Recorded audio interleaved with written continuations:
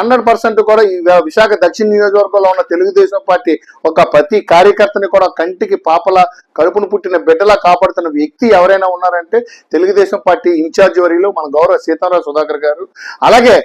మన రాబోయే రోజుల్లో అతనిని ఈ దక్షిణ నియోజకవర్గానికి ప్రాతినిధ్యం వహించాలని, దక్షిణ నియోజకవర్గంలో మళ్ళీ కాబోయే ఎమ్మెల్యేగా, కాబోయే మినిస్టర్గా తెలుగుదేశం పార్టీ, కూటమి పార్టీ నాయకులు కానీ, కార్యకర్తలు కానీ ప్రతి ఒక్కరు కూడా ఆయన తాలూకా నాయకత్వం రేపు రాబోయే రోజుల్లో ఎమ్మెల్యేగా ఆయన చూడాలని కోరుకుంటా ఉన్నారని చెప్పి మీకు మీడియా ద్వారా తెలియజేస్తా ఉన్నాను. దీర్ఘకాలిక వ్యాధితో బాధపడుతున్న